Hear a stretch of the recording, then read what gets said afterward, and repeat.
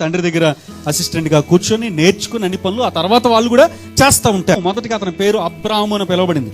So అబ్రాముగా ఉన్నటువంటి ఈ వ్యక్తి ఆ బొమ్మలు తయారు చేస్తూ ప్రతిరోజు కూడా తన చేతులతో తాను అమ్ముతూ ఉన్నాడు.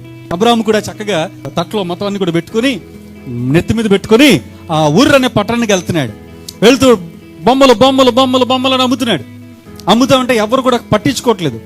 వాళ్ళ నాన్నతో చాలా బాధతో చెప్పాడు, నాన్న ఇదిగో నేను మరి వెళ్ళి అమ్ముతున్నాను కానీ అసలు ఏమడు అమ్ముడవ్వట్లేదు, ఏంటి అని అంటే, బాబు నువ్వేమని అమ్మావు అని అంటే, బొమ్మలో బొమ్మలు అని నమ్మని అన్నాడు. బొమ్మలో బొమ్మలు అనకరా బాబు, ఓ పని చేయి, దేవుళ్ళో దేవుళ్ళు అని చెప్పు.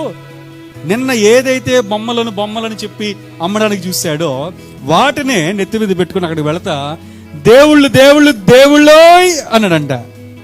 ఇంకంతే అందరూ చుట్టుపక్కల ఉన్న వారందరూ, అమ్మ బాబోయ్ మా ఇంటికి మా ఊరికి కొత్త దేవుడు వచ్చాడు.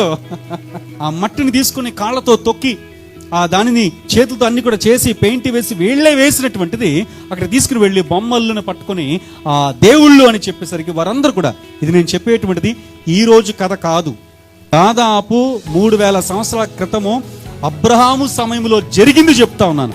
అబ్రహాముకు ఆశ్చర్యం అనిపించింది. ప్రతిరోజు కూడా అతను దేవుళ్ళ గురించి ఎంతగానో అతను తపన చేస్తూ బయటకు వచ్చి ఆ ఆకాశంలో చూస్తూ ఆ చంద్రుని పట్టుకుని దేవుడు అంటున్నారే, ఈ నక్షత్రాలను పట్టుకుని దేవుడు అంటున్నారే, వాటి గమనం ఎలా ఉంది, వాటితో మాట్లాడితే అవి నాతో మాట్లాడతాయా అని చెప్పి ఎంతగానో అబ్రహాము ప్రయత్నాలు చేసినట్లుగా అనేక పురాణ గాథలు వివిధ రకాల పుస్తకాలలో వ్రాయబడింది. నేను నిజమైన దేవుణ్ణి తెలుసుకోవాలి. I want to know the real God. I want to know the true God. I want to worship the real God.